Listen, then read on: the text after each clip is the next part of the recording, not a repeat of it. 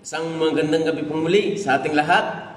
So salamat po sa Diyos at tayo po muling binigyan ng pribilehiyo upang makapag-aral ng salita po ng Diyos. Ano po? So ngayong gabi ay muli niyo po akong samahan upang tayo po ay muling makapakinig. Kayo po ay muling makapakinig at makapag-aral ng salita po ng Panginoon. Ano po? So tayo po ay muling mag-aaral ng aralin na patungkol po sa salita po ng Diyos. Ano po? At kayo po ay sumubaybay po diyan sa inyo pong kinalulugaran upang muli pong malaman at matutunan po ang salita po ng Diyos na ating pong pag-aaralan. So ngayong gabi ako po yung samahan at tayo po ay muling mag-aaral salita po ng Panginoon. Ano po? Akin pong babasahin muna ang ating pong talata na pag-aaralan sa 2 Timothy chapter 3 verse 15 to 17. Mga minamahal, yan po yung talata na atin pong pag-aaralan ngayon pong gabi. Ano ho? Sabi po ng talata, at mula sa pagkasanggol ay yung nalalaman ang banal na kasulatan na makapagpapadunong sa iyo sa ikaliligtas sa pamamagitan ng pananampalataya kay Kristo Jesus. Ang lahat ng mga kasulatan na kinasihan ng Diyos ay mapapakinabangan din naman sa pagtuturo, sa pagsansala, sa pagsaway, sa ikatututo na nasa katwiran, upang ang tao ng Diyos ay maging sakdal, tinuruang lubos sa lahat ng gawang mabuti. Yan po yung sabi ng talata. Tayo po muna ay manalangin. Mga minamahal po naming taga-subaybay at taga-pakinig, tayo po muna ay manalangin. Mapagpala namin Diyos sa langit, muli kami po ay nagpapasalamat sa inyo pong kabutihan na inyo pong patuloy at walang sawang ipinakikita Panginoon Diyos sa amin. Salamat po Panginoon Diyos sapagkat kayo po ay tapat palagi. Bagaman kami po ay palagi pong kakasala sa inyong harapan, kapos palagi sa inyong harapan, salamat po Panginoon Diyos dahil kayo po ay nananatiling tapat. Pagpalain niyo po nawa Panginoon Diyos ang aming pong usapan. Nawa po Panginoon ay kayo po ang magpala, nawa ay kayo po ang patuloy na kumilos, banal na Espiritu at magpaunawa sa bawat makikinig ng inyong pong salita. Muli ang inyong abang lingkod, bigyan niyo po ng mayamang karunungan sa pagpapahayag ng inyong pong banal na kasulatan. Patawad din po sa inyong pong mga nasumpungang kasalanan na hindi po maganda na inyo pong nakita Panginoon Diyos sa amin. Nawa po Panginoon, patuloy niyo po kaming linisin at pakabanalin ang Santong Espiritu Panginoon. Samahan niyo po kami ngayong gabi. Muli ang inyong abang lingkod ay inyong gamiting kasangkapan upang maipahayag ang inyong pong mga salita Panginoon Diyos ngayong gabi. Salamat po at pinupuri po namin kayo at pinasasalamatan sa dakilang pangalan ng iyong bugtong na anak, ang Panginoon Jesus. Amen. Okay, so magandang gabi po. Salamat po sa inyo, sa taga-subaybay po natin diyan. At tayo po muling mag-aaral ng salita po ng Panginoon. So salamat po at tayo po ay muling binigyan ng pribilehiyo upang makapag-aral ng salita po ng Diyos. At malaki po ang porsyento na tayo po ay lumago sa atin pong buhay pananampalataya kung tayo po ay patuloy na nakikinig ng salita po ng Panginoon. Ngayong gabi ay atin pong pag-aaralan muli ay yung mga katotohanan na sinasabi po ng Biblia, mga minamahal. At nawa ay inyo pong matamang pakinggan at inyo pong suriin patuloy yung mga katotohanan na atin pong pag-aaralan na nakabase po sa salita po ng Diyos. So yun po, sabi nga ng talata na atin pong binasa, excuse me po, hindi po yung COVID, ang sabi po ng talata, at mula sa pagkasanggol ay iyong nalalaman ang banal na kasulatan na makapagpapadunong sa iyo sa ikaliligtas sa pamamagitan ng pananampalataya kay Kristo Jesus. So alam niyo po mga minamahal, tayo po, sabi ko nga, nung tayo po inaligtas, pag tayo po ay bagong ligtas, tayo po ay inihalin tulad sa isang sanggol. Na tayo ay baby sa pananampalataya. But para tayo po ay lumago spiritually, sabi nga, mula sa pagkasanggol, tayo po ay lumalaki. Di ka? Tayo po ay pinanganak, mga minamahal. Nung tayo po ay bata, ay meron pong isang bagay tayong kinakailangan upang tayo po ay makapagpatuloy sa paglaki, mga minamahal. Ano ha? Di ka? Pag tayo ay sanggol, alam nga namang wala kang kailangan. Meron po tayong kailangan, kaya po tayo po ay lumalago. Sa atin pong physical na pangangatawan. At yun po, ang sabi nga ng talata, akan po lamang naalala, ang sabi po din sa 1 Peter, arihon sabi, gaya ng mga sanggol ng bagong panganak ay nasain ninyo ang gatas ng walang daya. So, pag tayo po ay bagong mananampalataya, ang kailangan po natin upang tayo po ay sabi nga ng 2 Timothy chapter 3 verse 15, at mula sa pagkasanggol ay inyong nalalaman ang mga banal na kasulatan na makapagpapadunong sa inyo. Ibig sabihin, ang salita po ng Diyos talaga ay kailangan natin sa atin pong bilang tayo po yung mga ligtas at tayo po yung mga mananampalataya ng Diyos. Kaya mahalaga po ang salita ng Diyos. Kaya nga sabi ng talata, gaya ng mga sanggol na bagong panganak ay nasain ninyo ang gatas na walang daya na ukol sa Espiritu, upang sa pamagitan nito'y magsilago kayo sa ikaliligtas. Magsilago kayo. So yun po, tayo po bilang isang mananampalataya ng Diyos, hindi maaari, kung ikaw ay nagsasabing mananampalataya ng Diyos, hindi maaari na wala kang desire. Ang ibig ko pong sabihin, wala kang desire sa salita ng Diyos. Dahil isa sa ebidensya, mga minamahal, na tayo po ay anak ng Diyos is naghahanap tayo ng kanyang salita. Sabi nga ng talata sa John, akan lamang pong babasahin. Sabi po sa John chapter 10, nakikinig, ang sabi po doon, dinirinig ng aking tupa ang aking tinig. Ibig sabihin po nung dinirinig, ibig sabihin, kasama na po doon, yung bilang tayo po ay anak ng Diyos, tayo po ay mahilig sa kanyang salita. Yan po yung sabi ng talata. Kaya ang sabi po dyan ng talata, verse 15, at mula sa pagkasanggol, bilang tayo po ay bagong mananampalataya, lalo na po sa bagong mananampalataya, ay kinakailangan po talaga nating aralin at unawain ang salita po ng Diyos upang tayo po ay magkaroon ng karunungan ng Diyos. Ang hirap naman na, sabi nga, ang hirap yung hindi tayo lumalago sa ating buhay pananampalataya. Yung puro ka nala, ang alam mo nala ay John 3:16 lang, wala ka nang nalamang iba.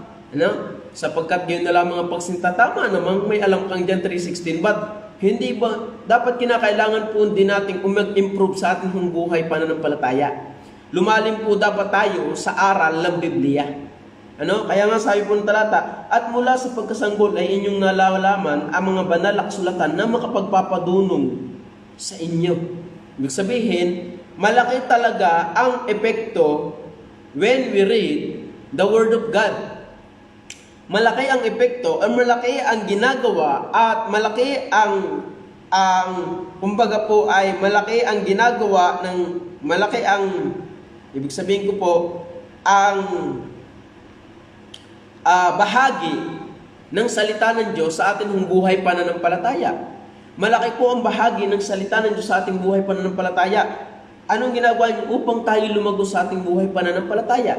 At kapag tayo po bilang isang mananampalataya ng Diyos ay walang salita ng Diyos, hindi ho tayo lalalim sa salita niya. Oo, tama. Hindi tayo lalalim sa salita niya. Pandalawa, mababa ang ating tingin sa Diyos mismo na ating pinaglilingkuran. Tingnan niyo po, ang may pagpapahalaga lamang sa gawain ng Diyos is yung talagang babad sa gawain ng Diyos. Pero yung lamang, yung patingin-tingin lamang, Yung patingin-tingin lamang sa gawain ng Diyos, wala yan. Ano yan? Dating at alis lamang yan.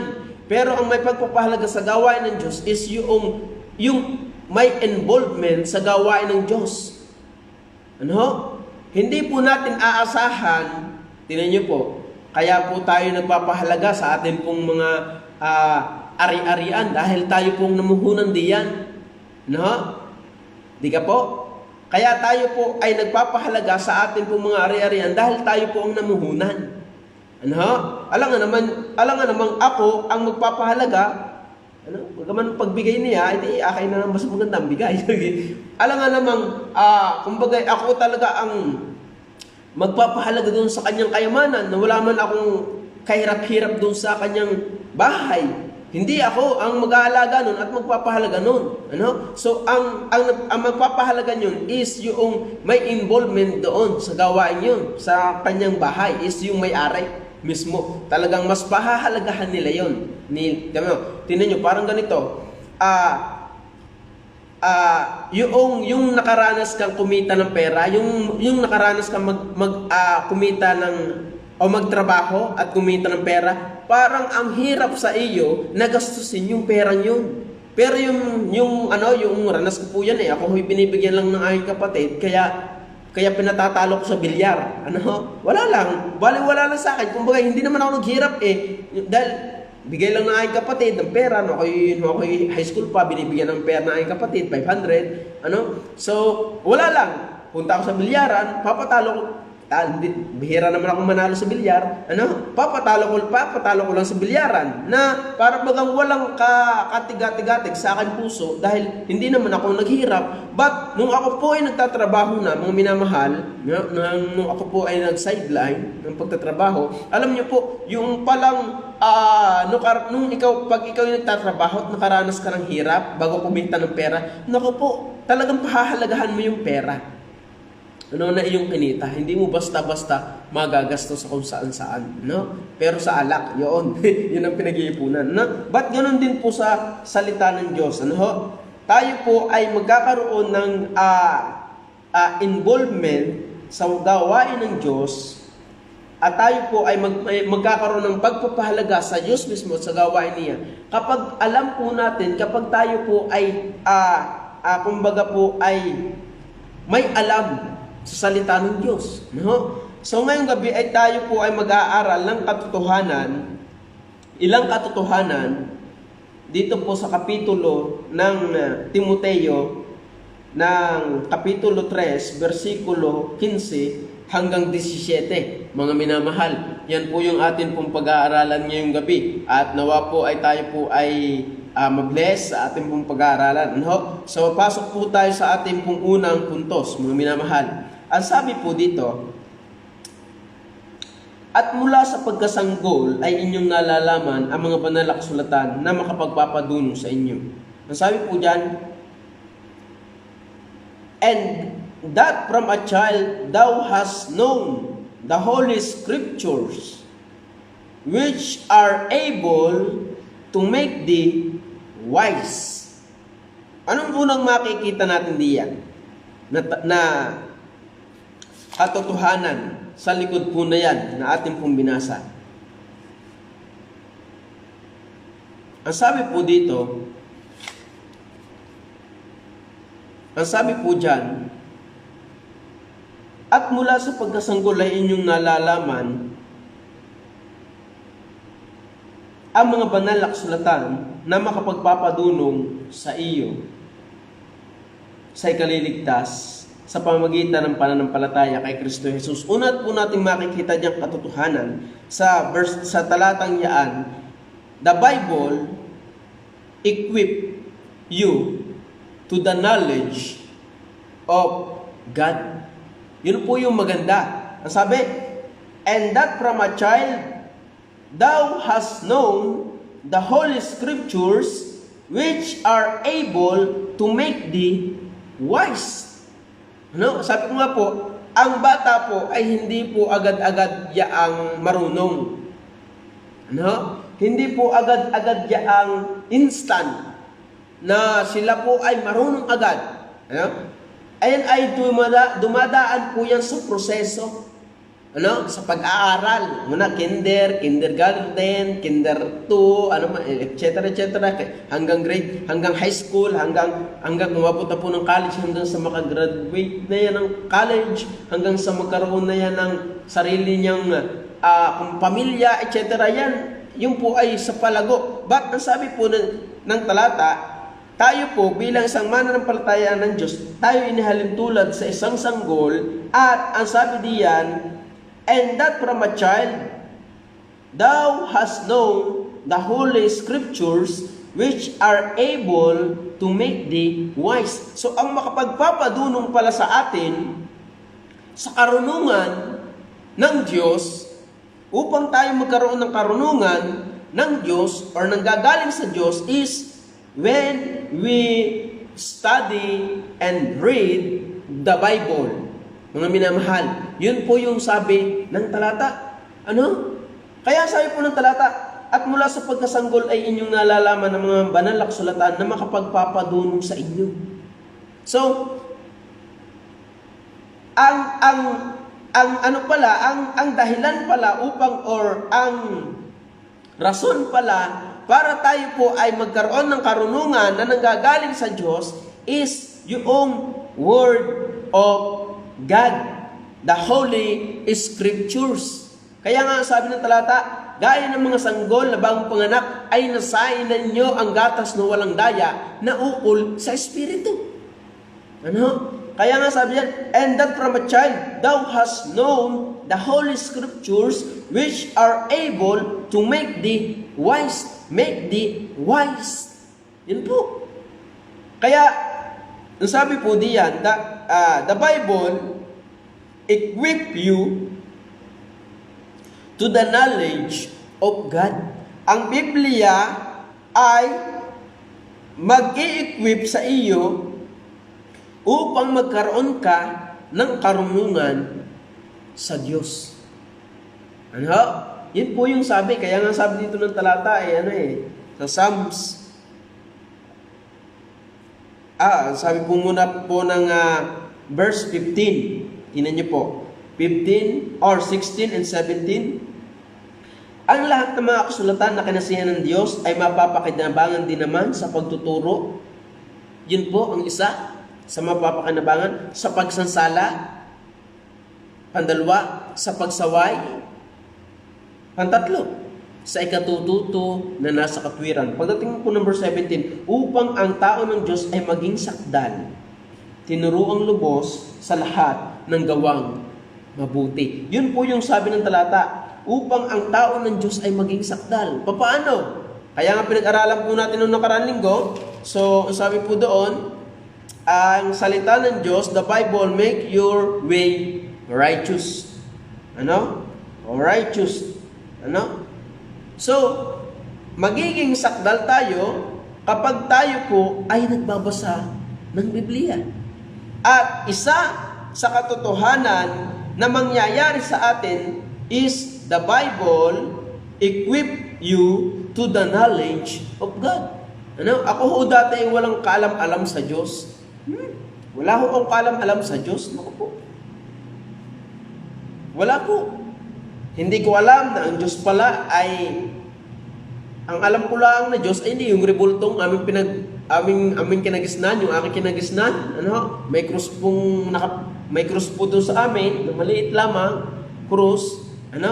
At yun po yung Diyos daw nila. Dati, Diyos ko. Pero nung nakakilala sa Panginoon, nagkaroon ako ng kaalaman sa Diyos. Na ang Diyos pala ay may galit sa kasalanan, na ang Diyos pala ay banal, ang Diyos pala ay may tatlong persona, Ama, Anak, at Banal na Espiritu. Ang Diyos pala ay omniscient, ang Diyos pala ay omnipotent, ang Diyos pala ay omnipresent. So, ang dami kong katotohanan when I read the Holy Scriptures. Marami po akong katotohanan na nalalaman patungkol sa Diyos. At imposible na pag tayo po ay nagkakaroon ng karunungan sa Diyos, imposible po na tayo po ay hindi lumago sa ating buhay pananampalataya, mga minamahal. Yun po yung katotohanan. Kaya po dapat nating aralin ang salita ng Diyos upang tayo po ay lumalim sa salita ng Diyos. At hindi lamang sa salita ng Diyos, ultimong tayo po ay lumalim sa pagtingin sa Diyos na tinuturo ng Biblia. Kaya mga minamahal, kaya itinuturo ng Diyos sa atin na this book of the law shall not depart out of thy mouth, and sabi nga po ng talata, and meditate day and night. Bakit itinuturo ng Bible na meditate day and night? This book of the law shall not depart out of thy mouth. Bakit itinuturo ng Biblia yan? Upang tayo po ay magkaroon ng karunungan or knowledge sa Diyos. Kaya nga sabi, the Bible equip you to the knowledge of God. Bakit equip? Dahil wala tayo dating kaalaman sa Diyos. Ang alam natin ay paggawa ng kasalanan. Ang alam natin ay paglaban sa Diyos. Ang alam natin ay lahat ng kinagagalitan ng Diyos. But nung tayo po'y naligtas, nung tayo po'y naligtas at nakakilala sa Diyos, when we read the Holy Scriptures, dito po natin nalalaman yung mga katotohanan patungkol po sa Diyos. At kapag tayo po hindi nagbabasa ng Biblia, imposible po tayo pong lumago sa ating buhay pananampalataya. Imposible po. Imposible. Dahil ang sabi po ng talata, gaya ng mga sanggol ng bagong panganak ay nasahin ninyo ang gatas sa walang daya. So, ang pagkain sabi nga, gaya ng mga sanggol ng bagong panganak ay nasahin ninyo ang gatas sa walang daya na ukol sa espiritu. So, ang pagkain ng ating pong kaluluwa is the Word of God. Kaya po, sabi nga, tayo po'y merong dual nature kapag tayo po inaligtas, mga minamahal, meron po tayong dual nature. At yung old nature natin, yung datihan nating pagkatao, nandiyan pa po yan sa ating sarili. Hindi pa po yan nawawala. Kaya wag po tayong maging kampanatag. Wag po tayong maging kampante. Wag po tayong maging kampante na ako'y naligtas na, okay na. No! Meron po tayong proseso na pagdadaanan pa habang tayo po'y nabubuhay dito sa lupa. Read the Bible. Read the Bible. Read the Holy Scriptures. Meron po kasi tayong dual nature ngayon. Pag tayo po naligtas, yung old nature na rebelde sa Diyos at yung new nature na ikaw ay nasa Diyos ngayon. Ngayon, kung ano yung ating pong pinapakain, kung ano po yung ating pong pinalalakas, yun po yung lalakas. At ang pagkain po ng ating pong kaluluwa is the Word of God. The Holy Scriptures. Kaya nga sabi ng talata, at mula sa pagkasanggol, and that from a child thou hast known, inyong nalalaman, the Holy Scriptures. The Holy Scriptures, hindi po sa the Mobile Legend. Hindi po. Hindi po yan makapagpapadunong sa inyo. Hindi po yan makapagpapadunong sa atin. The internet, hindi po. The media, hindi po. The TV, hindi. Ano ba yung makakapagpadunong sa atin? And that from a child thou hast known the Holy Scriptures, which are able to make thee wise. Holy Scriptures. Hindi po kung ano-ano. Para tayo po'y lumalim sa Diyos, para po lumaki ang tingin natin sa Diyos, para tayo po'y lumago sa ating buhay pananampalataya, read the Bible. Yun po yung totoo. Kaya mga minamahal, pag tayo po'y nagbabasa ng Biblia, di po tayo po pinalalago ng Diyos sa ating buhay pananampalataya. Kaya sabi ko po, meron tayong dual nature. Kaya nga sabi ng talata, hindi lamang sa tinapay na bubuhay ang tao, kundi sa bawat salitang lumalabas sa bibig ng Panginoon. So, ang pagkain ng ating kaluluwa is yung Word of God. Yun po ang pagkain ng ating pong kaluluwa. Hindi lang po yung ating pong physical. Tama naman kung tayo kumakain ng physical, but wag nating pababayaan ang salita ng Diyos sa ating buhay, lalo na po kung tayo mananampalataya ng Diyos. Kaya nga sabi ni Job, aking pinagyaman ng higit sa aking mga ninanasang pagkain, ang iyong salita. Ano? Ibig sabihin, talagang, kaya si Job po ay malalim sa pagtingin sa Diyos dahil po siya ay subsob sa pag-aaral sa salita ng Diyos. Kaya imposible po na tayo po lumalim sa Diyos. Imposible po na tayo po ay lumalim sa katuruan patungkol sa Diyos. Imposible po na tayo po ay makapagturo ng salita ng Diyos. Imposible po na tayo po ay tumindig sa katotohanan sa salita ng Diyos, sa Diyos mismo, kung tayo po ay walang alam sa salita ng Diyos. Imposible po yan. Ako po hindi naniniwala diyan. Wala pong taong naging marunong sa salita ng Diyos na babad sa mundo. Naku, wala po. Gumaling ka na. Ano? Tumalino ka na. Bakit pag ikaw po ay hindi babad sa salita ng Diyos, hindi ka lalalim sa Diyos mismo. At ang iyong buhay pananampalataya mismo ay hindi tutuyan. Yan po yung katotohanan. Kaya mga minamahal, yan po yung katotohanan. The Bible equip you to the knowledge of God. Ang sabi nga po ng 1 Timothy 6:11, kung sabi din eh,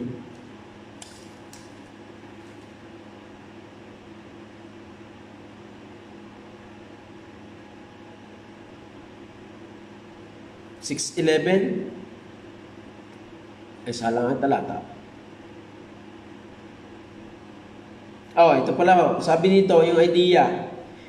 Datapwat ang kabanalan na may kasiyahan ay malaking kapakinabangan. So, ano pong ibig sabihin ng talata diyan?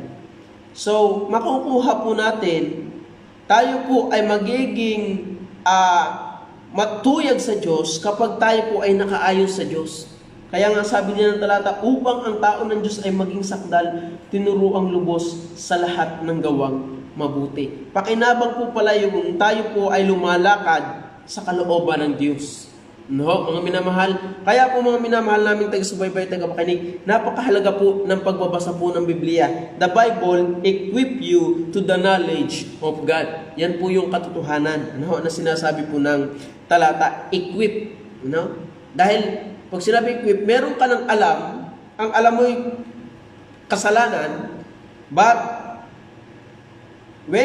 pag tayo po'y naligtas, sanggol, tayo po ay utay-utay na nilalagyan ng Diyos, ng karunungan niya, when we read the Holy Scriptures. No? Yan. Yun po yung katotohanan. Ano pang sabi diyan ng talata? Number 2 na puntos. Ang sabi po sa verse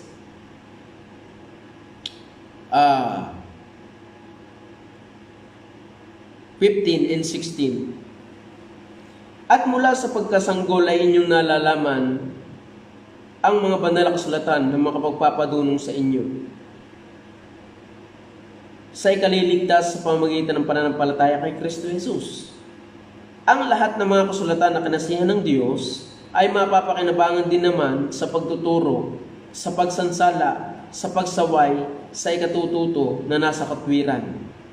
So, ano pong unang dalawang makikita natin dito? So, the Bible enable us. Mga minamahal, number 2 katotohanan, the Bible enable us. Pag sinabing enable, means to make someone or something able to do. May kakayanan kang gawin ang isang bagay. Enable. Ano? So, paano tayo mai-enable? Paano natin magagawa? Alam nyo, ako, sabi ko nga dati, wala akong kakayanang gawin ang pagbabasa ng Biblia kung wala yung pagkilos ng Diyos. Dahil ang pagbabasa ng Biblia, hindi hutuman-umano. Kinakailangan din po natin dito ng biyaya ng Diyos upang tayo makapagbasa at makaunawa ng salita ng Diyos. So, ang Diyos mismo ang nag-enable sa akin upang magawa ko po yung kanyang kalooban. Enable us to do something. Sabi na po ng talata, at mula sa pagkasanggol, that from a child thou hast known the Holy Scriptures, which are able to make thee wise. Ano po yung nag-e-able? The Holy Scriptures. Ano? Sabi po ng talata, kapag tayo po yung may alaman sa salita ng Diyos, dito po tayo ng Diyos ini-enable upang, ano sabi sa verse 16, ang lahat ng mga kasulatan na kinasihan ng Diyos ay mapapakidabangan. Ano? All scriptures is given by inspiration of God and is profitable. Saan? For doctrine. Pagtuturo. Ano pa sabi? Profitable for doctrine, for reproof, for correction, for instruction in righteousness. So, ang dami pala na magagawa when we read the Bible equip you. Number 2, the Bible enable us. Kaya imposible na pag tayo nagbabasa ng Biblia ay hindi tayo po, imposible hindi tayo lumago. No? Kaya nga sabi niya ng talata, ang lahat ng mga kasulatan na kinasihan ng Diyos ay mapapakinabangan din naman sa pagtuturo.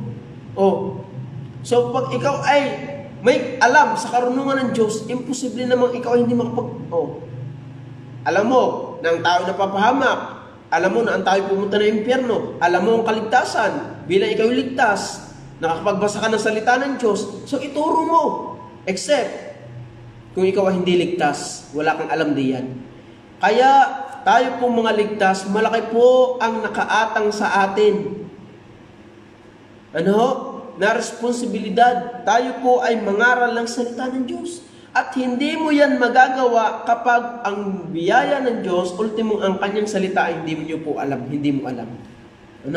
Hindi po natin alam. Kaya nga, nasabi po, ang lahat ng mga kasulatan na kinasihan ng Diyos ay mapapakinabangan din naman sa pagtuturo, sa pagsansala.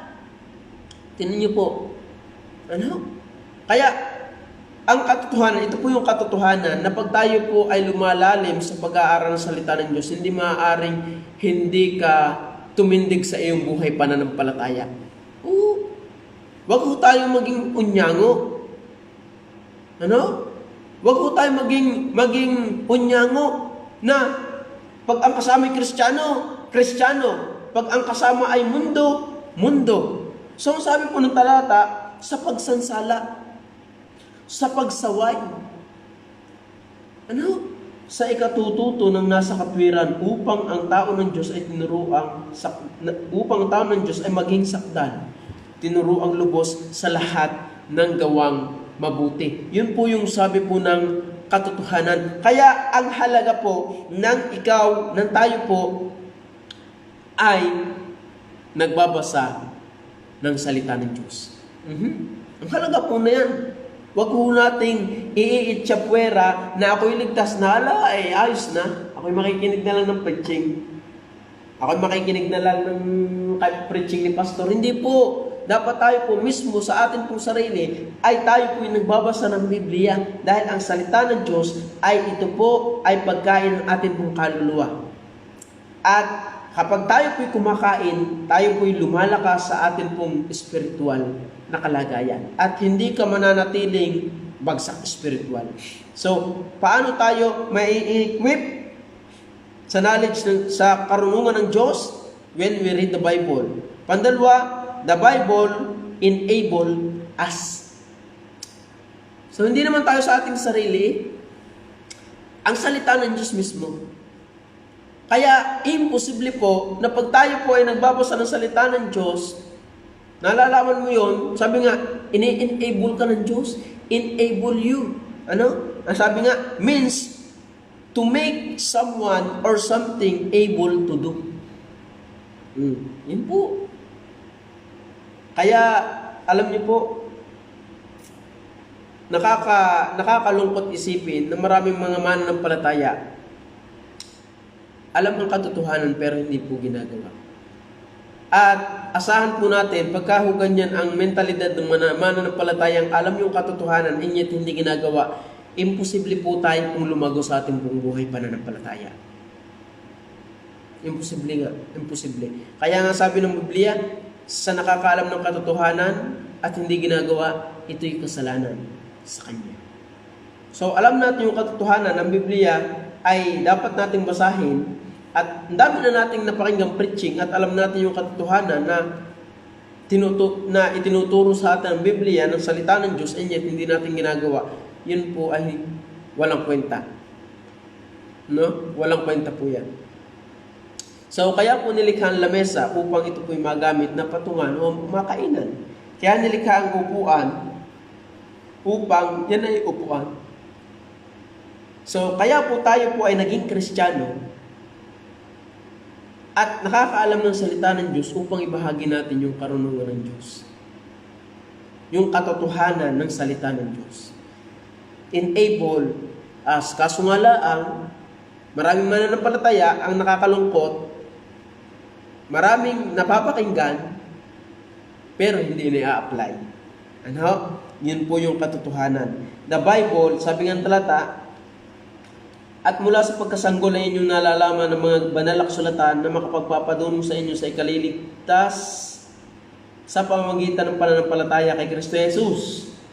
Ang lahat ng mga kasulatan na kinasihan ng Diyos, tingnan niyo po, lahat ng kasulatan na kinasihan ng Diyos ay mapapakinabangan din naman sa pagtuturo, sa pagsansala, sa pagsaway, sa ikatututo na nasa katwiran. Upang ang tao ng Diyos ay maging sakdal, tinuro ang lubos sa lahat ng gawang mabuti. So yun po yung sinasabi po ng katotohanan. Ano? The Bible equip you to the knowledge of God. Pandalwa, the Bible enable us. Yun po, enable us. Ano? Hindi po tayo sa ating sarili, dahil likas po sa atin pong sarili ay laban sa Diyos. But when we read the Bible, the Holy Scriptures, and when tayo po may banal na Espiritu, kapag nabasa natin yung salita ng Diyos, ito, etc., yung katotohanan yan, yun ang magpapakilo sa atin upang gawin natin yung kalooban ng Diyos. Ano? Yung salita ng Diyos, kapag nabasa natin yung salita ng Diyos at meron pa tayong Holy Spirit sa ating pong puso, sa ating pong kalooban, nakatahan po yan sa ating pong kalooban, yun pong nababasa natin na katotohanan is yun ang magpapakilo sa atin, magpapamove sa atin upang gawin yung mga nalalaman nating katotohanan patungkol po sa salita po ng Diyos. Ano? Kaya nga sabi nga, mahirap gawin ang hindi mo alam. Ano? Mahirap. Ano? Yung ikaw ay gagawa ng cellphone, hindi ka naman marunong gumawa ng cellphone, mahirap yung gawin. So, paano mo magagawa ang cellphone kapag ikaw ay marunong nang gumawa?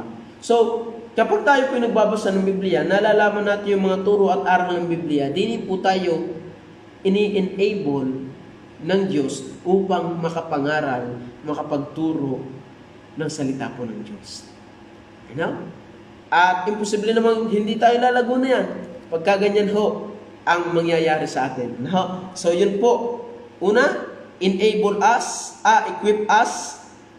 The Bible equip you to the knowledge of God. Pandalwa, the Bible enable us. Pantatlo, ang sabi po dito ng talata, sa verse 15 and 16 ulit po tayo.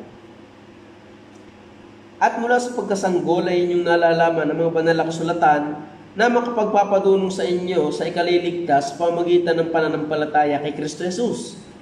Ang lahat ng mga kasulatan na kinasihan ng Diyos ay mapapakinabangan din naman sa pagtuturo, sa pagsansala, sa pagsaway, sa ikatututo ng nasa katwiran. Pantatlo po nating makikita dito.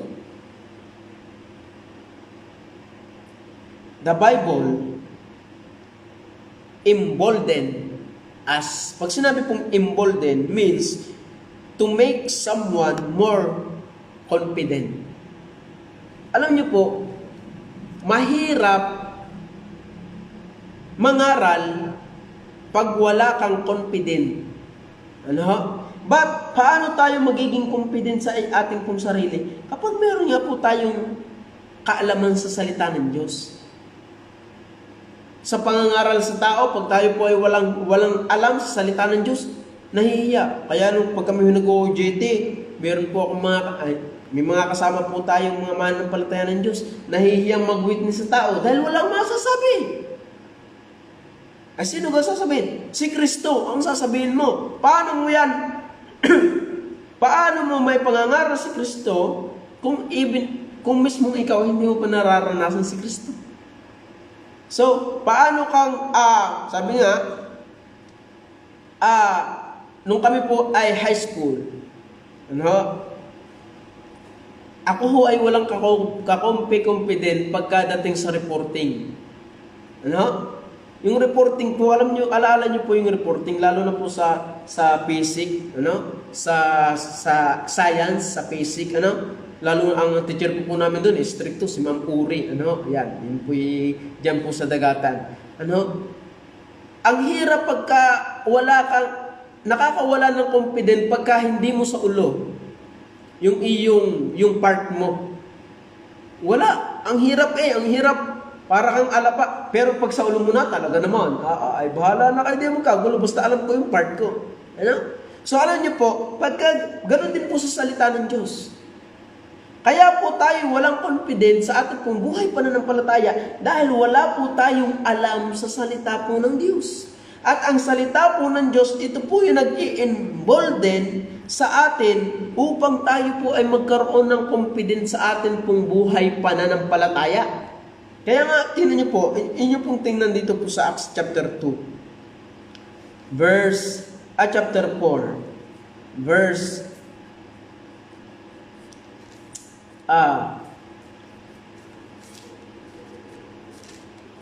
chapter 4, verse 13. Tingnan niyo po, ito po ay yung tagpo ng mga apostol, si Apostol Pedro.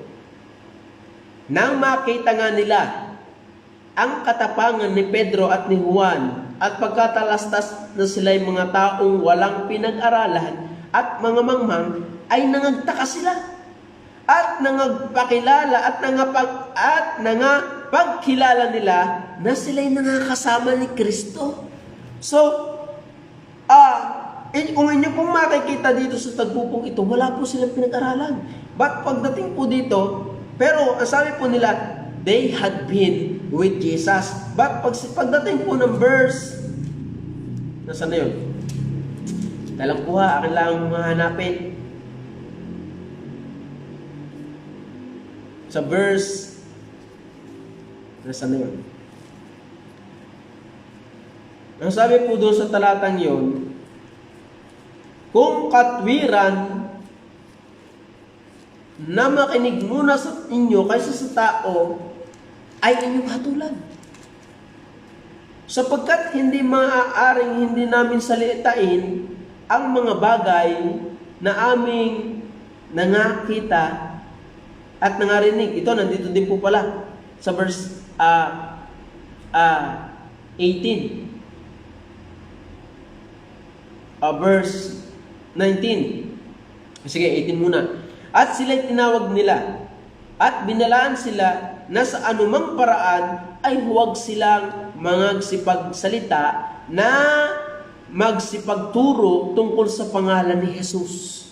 Verse 19, datapos si Pedro at si Juan ay nagsisagot at nagsipagsabi sa kanila, kung katwiran sa paningin ng Diyos na makinig muna sa inyo kasi sa Diyos inyong hatulan. Sapagkat hindi mangyayaring di namin salitain ang mga bagay na aming nakakita at nangarinig. So the Bible embolden us.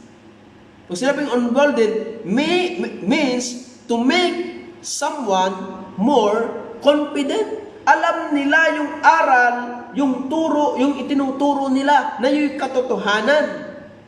Ano po? Kaya ganoon na lamang ang kanilang kapursigihang mangaral ng salita ng Diyos. Kaso nga po ngayon, maraming mananampalataya, pag mangangaral ng salita ng Diyos, daig pa po ng kulto. Ano?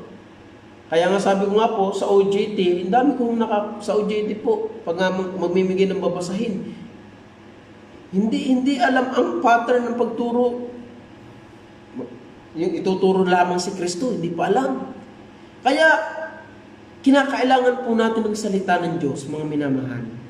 Diini po tayo ini-equip ng Diyos upang tayo po ay magkaroon ng kaalaman patungkol sa Diyos, at ito pong salita ng Diyos ang mag-i-enable sa atin upang tayo makapagturo ng salita ng Diyos. At siyempre, ang ginagawa din ng salita ng Diyos sa atin, kapag tayo may alam natin yung salita ng Diyos, magkakaroon tayo ng confident.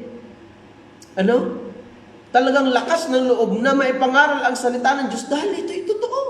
Kaya nga sabi ni Pedro at ni Juan, dapat pa si Pedro at si Juan ay nagsasagot at nagsabi sa kanila, kung katwiran sa paningin ninyo, makinig muna makinig sa Diyos, makinig. Kung katwiran sa paningin ng Diyos na makinig muna sa inyo kaysa sa Diyos, inyong hatulan. Bakit? Sapagkat hindi mangyayari, hindi namin salitain ang mga bagay na aming nakakita at nangarinig. Tingnan niyo po. Dahil personal na nakasama po nila ang Panginoong Hesus, pinangaralan sila ng salita ng Diyos, etc. Tumibay sila sa doktrina pagdating po ng 2 verse 42. Sabi po dyan, at sila nagsipanatiling matibay sa turo ng mga apostol. Ultimo sila nagtuturo. Palibasa sila matibay doon sa kanilang pinaniniwalaan dahil ng salita ng Diyos na nanggagaling mismo sa Panginoong Hesus mismo. Sila mismo, ang Panginoong Hesus, ang kanilang nakasama, yun po ang nagbigay sa kanila ng confident upang mangaral ng salita ng Diyos. Dahil alam nila yung kanilang tinuturo eh. Kaya, sabi po dyan, the Bible emboldened us. Pag sinabing emboldened, means to make someone more confident. Kaya yun po yung mga minamahal. Yun po yun. Pag tayo po walang alam sa salita ng Diyos, naku po, sabi ko nga sa inyo, takot kang humarap sa tao. Ang hirap mong yakagin kapag magsosolwining. Yung magsosolwining, yung mga mamimigay ng polyeto, yung libreng babasahin, mamimigay ka. Ang hirap mong yakagin, ang dami mong, may gagawin pa. Ang daming ganyan. But, pag tayo po ay may alam sa salita ng Diyos, the Bible embolden us. Yun po yung katotohanan na yan. Una, the Bible equip us to the knowledge of God. Nilagay kong us, lahat tayo. Pandalwa, the Bible enable us. Hindi tayo sa ating sarili, dahil ka sa ating kalintanor. Alam niyo yung terminong kalintanor? Pagka kalintanor, itong batang ito kalintanor, tamad-tamad, Lika sa atin na tayo po ay kalintanor pagdating po sa pangangaral ng salita ng Diyos. Pero, ang salita ng Diyos mismo, pag tayo mayroong karunungan, ito mismo ang mag-i-enable sa atin upang magawa natin yung isang bagay. Pantatlo, the Bible embolden us. Means to make someone more confident. Kaya ikinahiya mag-share sa iyong kaklase eh. Wala kang alam sa salita ng Diyos. Ano yung sasabihin ko? Si Kristo, sabihin mo.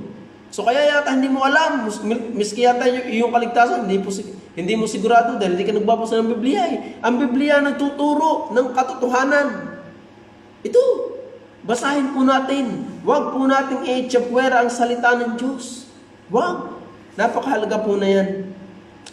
Alam niyo po, napakahalaga po na yung salita ng Diyos. Huwag po nating pababayaan yan. Kaya nga si Pedro at si Juan, kung katwiran muna sa Diyos, na makinig muna sa inyo kasi sa tao, ay inyong hatulan, sapagkat hindi maaring hindi namin salitain ang mga bagay na aming nangakita at nangarinig. Wow! Sana ganun po tayo. Pagdating po sa salita ng Diyos, huwag ho natin itong pababayaan. Dahil ito po ang mag-i-equip sa atin, mag-i-enable sa atin, mag-i-embolden sa atin. Yun po yung salita ng Diyos. Napakahalaga po na yan. At number 4, nakatotohanan, and the last, the Bible edify us. The Bible edify us. Pag sinabing edify, to teach someone in a way that improve the mind or character. Ang Biblia ang magtuturo sa atin upang tayo po'y mabuhay ng may kabanalan. Edify. Teach. Yun po, yung idea. To teach. Ang Biblia ang magtuturo sa atin upang tayo po ay mabuhay sa kabanalan. Kaya nga sabi po ng talata, upang ang tao ng Diyos ay maging sakdal, tinuro ang lubos sa lahat ng mga gawang mabuti. Yun po. Saan yan nanggaling? Sa Bible. Ang lahat ng mga kasulatan na kinasihan ng Diyos ay mapapakinabangan din naman. Mapapakinabangan din naman. Kaya sabi po dito ng chapter 3 verse 11, sabi po dito, verse 10 hanggang 17, ngunit sinunod mo ang aking aral, ugali, akala, pananampalataya, pagpapahinuhod, pag-ibig, pagtitiis, mga pag-uusig, mga pagbabata, anumang bagay na ang nangyari sa akin sa Antioquia, sa Iconio, sa Listra, anumang mga pag-uusig ang tinis ko, at sa lahat ay iniligtas ako ng Panginoon. Verse 12, oo, at lahat na ibig, mabuhay, na may kabanalan kay Kristo Jesus ay mga bata ng pag-uusig. Verse 13. Verse 14. Datapwat, manatili ka sa mga bagay na iyong pinag-aralan. Salita ng Diyos. At sa pinagkaronan mo ng katunayan, yamang nalalaman mo kung kanino mo nangatutuhan. Verse 15. At mula sa pagkasanggol ay inyong nalalaman ng mga banal na kasulatan na makapagpapadunong sa iyo sa ikaliligtas sa pamagitan ng bawat ng pananampalataya kay Kristo Jesus. Ang lahat ng mga kasulatan na kinasihan ng Diyos ay mapapakinabangan din naman sa pagtuturo, sa pagsaway, sa pagsansala, sa pagsaway sa ikatututunan ng sa katwiran, upang ang tao ng Diyos ay maging sakdal, tinuruang lubos sa lahat ng gawang mabuti. So, ano po yung mag-edify sa atin? The Word of God. Ang magtuturo sa atin kung paano tayo mabuhay sa kabanalan, sa kaayusan, sa paggawa ng mabuti, separate from sin, is the Word of God. Kaya nga sabi po ng Romans 12, may panawagan po doon si Apostle Paul, 12 verse 2, and be not conformed to this world, but be ye transformed by the renewing of your mind. So, ano po yung mangyayari dito sa verse 12, 2 na to? By reading the Bible. Ano? Paano tayo makakahiwalay sa mundo? Be filled your mind with the Word of God. Tayo po'y makapaghiwalay, makaseseparate sa mundo when our mind saturated with the Word of God. Kaya mga minamahal, napakahalaga po ng Biblia. Huwag po nating pabayaan ang Bible dahil ito po ang makapagpapadunong sa atin. Ano? Makapagpapadunong sa atin. Yan po yung sabi ng Biblia. Kaya nga sabi ng talata, upang ang tao ng Diyos ay maging sakdal, tinuro ang lubos sa lahat ng gawang mabuti. So, hindi po mangyayari na tayo po, likas kasi sa atin, bumubukal po kasi sa atin yung kasalanan. nature po ng tao yan. Nung tao po bumagsak sa kasalanan, ang tao po naka-incline sa kasalanan. But kapag tayo po naligtas, at tayo po ay utay-utay na nagkakaroon ng kaalaman sa Diyos, nalilimitahan na po yung atin pong paggawa ng kasalanan hanggang sa tayo po ay makahiwalay doon. Dahil meron nga po tayong old nature At kapag tayo po saturated ng salita ng Diyos, dito po tayo nakakabitaw doon sa kasalanan na atin pong ikinabubuhay. Paano mangyayari yun? Reading the Bible. Upang ang tao ng Diyos ay maging sakdal, tinuruang lubos sa lahat ng gawang mabuti. So yun po yun. Yun po yun. Yan pong kasalanan ay naka-innate sa atin. Kapag hindi pa po tayo nag-glorify, hindi pa po yan nahiwalay sa atin. Ito, ang tumitira ang kasalanan. But, sabi ko nga, kapag tayo po'y mananampalataya ng Diyos, mabigat na ang kasalanan sa atin. Kumbaga po ay pag tayo po'y nainom ng tubig, dati nung di pa po tayo ligtas, parang umiinom tayo lamang ng tubig pag tayo nakakagawa ng kasalanan. But pag tayo po'y naligtas, para po tayong, pag tayo po'y nakagawa ng kasalanan, para po tayong umiinom ng lumulunok na yung ng bulb wire, yung may tinik. Mahirap yung lunok kayo. Yun po yung ramdam pag ikaw ay ligtas. Kaya mga minamahal, ang Biblia po ang mag-e-edify sa atin or ang magtuturo sa atin upang tayo po'y mag-improve sa atin pong buhay, pananampalataya. Yun po yun. At hindi po maaari pag ikaw ay saturated ng Word of God, hindi ka mag-i-improve sa iyong buhay pananampalataya, hindi ako naniniwala dyan. So kaya po tayo po ay hindi lumalago sa ating buhay pananampalataya because hindi natin binabasa, hindi natin inaaral, nagbabasa man, hindi inuunawa ang salita ng Diyos. Kaya hindi po tayo lumalago. Walang paglago sa taong hindi po nagbabasa, nag-uunawa ng salita ng Diyos. Walang paglagong espiritual na mangyayari diyan. Kaya po nga ating pong pinag-aaralan ngayon ay paglagong buhay espiritual sa pamagitan ng palagi ang pagbabasa ng Biblia ay upang tayo po ay magkaroon o lumago sa ating pong buhay pananampalataya. Kaya napakahalaga po ng Biblia sa ating buhay.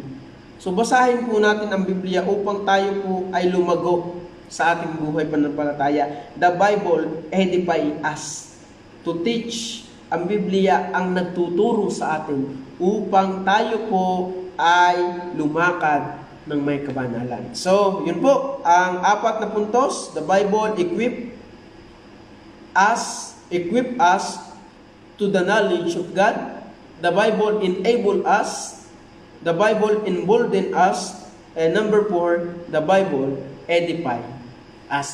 Yun po yung 4 na katotohanan na atin pong pinag-aralan sa kapitulo ng Timoteo, sa book ng Timoteo, kapitulo 3, versikulo 15 hanggang 17. Yan po yung atin pong pinag-aralan. So, salamat po sa Diyos at tayo po manalangin. Aming Diyos, salamat po sa mga katotohanan ito. Pagpalain niyo po nawa, Panginoon Diyos, ang amin pong napag-aralan. Nawa po, Panginoon, ay kayo po ang patuloy na magpala at magpaunawa sa bawat makikinig, sa bawat nakinig, Panginoon Diyos. Patuloy niyo pong pagpalain ang bawat nakapakinig at nawa po, Panginoon Diyos, ay kayo pong patuloy na kumilos sa kanila pong mga buhay. Salamat po at pagpalain niyo po nawa kami sa gabing ito. Ingatan niyo rin po kami. Ang lahat po ito ay aming samot dalangin sa pangalan ng Panginoon Jesus. Amen. So, salamat po sa inyo pong pakikinig. At bukas po ulit, meron po tayo uling online Bible study. Salamat po at God bless po sa inyo lahat.